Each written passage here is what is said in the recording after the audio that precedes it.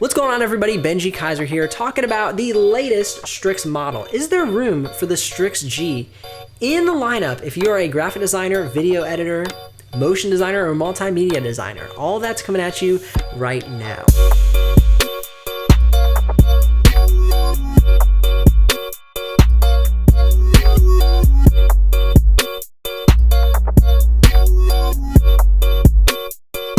If you're new to the channel, my name is Benji Kaiser. I help you get started and maximize your career in the graphic design industry. I've been in the industry for a little over a decade, and I've had a lot of change happen to me as I've been in this industry. I've taken on video editing, motion design, multimedia design, and it's just always changing and morphing, and you need a machine that'll keep up with the pace and the performance necessary.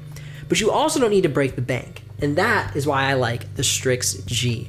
The Strix G is a fantastic hybrid between the expensive models of, say, the Strix Hero III and maybe the cheaper models of something like the Asus Vivo book. It's a good middle of the road. Both machines work very well for their own necessary needs, but I feel like this is an awesome hybrid. Let's jump into the usability. What is it like to use this computer on the day-to-day? This is a 17-inch screen, so it is something that doesn't get up and go as easily as, say, a 15-inch Dell XPS 15 or MacBook Pro, but it is still a light machine for the 17-inch category. It's actually a whole pound lighter than its predecessor, the Strix II. So keeping that in mind, you're gonna have a really good buy for a larger 17-inch machine. You just have to make sure you get a backpack that can fit it if you're gonna be on the go. This does have 97% color accuracy, 144 hertz refresh rate. So if you're a gamer, if you're somebody who likes to do a little gaming on the side of your work on the day-to-day to chill out and not be always on the grind, this is a great machine for gaming as well. It does have a polyurethane keyboard deck, top cover, as well as bottom cover. It's very well vented. It's got a nice big vent along the back, the sides, and the bottom. Ports, that's something that I find very important. There's one thing that I am slightly disappointed about this computer, and that's the fact that they've removed the SD card slot. So if you wanna bring in your pictures, you're gonna have to grab a dongle to convert maybe a USB-C or a standard USB 2.0 or 3.0 to an SD card slot. I personally like SD card slots. It just makes my life a lot more simple, but this is one thing that the computer is lacking. If that's a concern to you, just keep it in mind.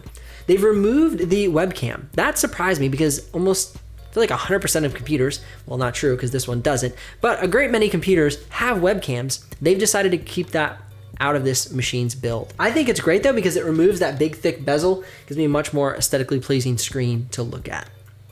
Keyboard type's very smooth, quiet, not too loud. I reviewed a computer recently that I did the keyboard and it was like chunk, chunk, chunk, chunk. It was super loud and it wasn't a nice smooth keyboard, and that's not a concern here. I really like the keyboard build on the Strix G. Accelerating quickly to one of the most important reasons that you're here, and that's the performance. So what are you gonna get out of this computer? As you can see, the specs are pulling up onto the screen right now. You have the GTX 1660 Ti graphics processing unit, you have a solid state hard drive, you have 16 gigs of RAM, and you also have the latest i7 9th generation processor. So this computer is very well equipped for graphic design and video editing.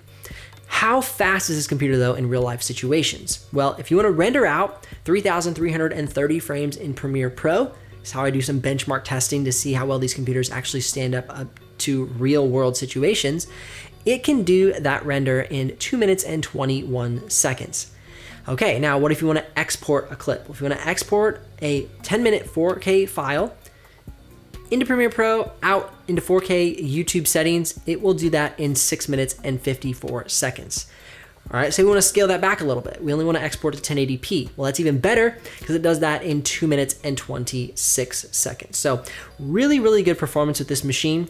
Moving on to my graphic designer's concern, which is Photoshop, Illustrator, and InDesign. And this machine is not a slouch in this category at all. You can take a raw photo file, put it into Photoshop, boost it up to a 2 gig file, and save that out at full JPEG settings. And you're gonna do that in 10 seconds flat, which is great compared to something like my favorite computer, the Dell XPS 15. The model I have, which is about 2 years old now, does that in about 45 seconds. So that new processor is really fast. Next thing a lot of people are usually concerned about, with good reason, is the battery life. How long is this battery actually gonna last? And that's one area that this computer does not shine in. It's gonna be about an hour and 45 to 2 hour battery life. And that's just what is expected a lot of times with these gaming computers. I do have a video about the computers with the best battery life, and you can check that out in the YouTube cards above or the description below if you're curious about that. Well, if you're curious about anything specific, please drop a comment below. I'd love to answer those questions for you. Again, if you're curious about the exact price of this model, links in the description below are affiliate links, and I will get a small commission, but at no extra cost to you. And there's actually a benefit, because if you use that discount code BEN3, you can get a discount on this machine or any machine over at Computer Upgrade Kings. I'm Benji Kaiser of BenjiKaiser.com. I thank you so much for watching this video, and I'll see you here on the next episode. It's fast, it's good.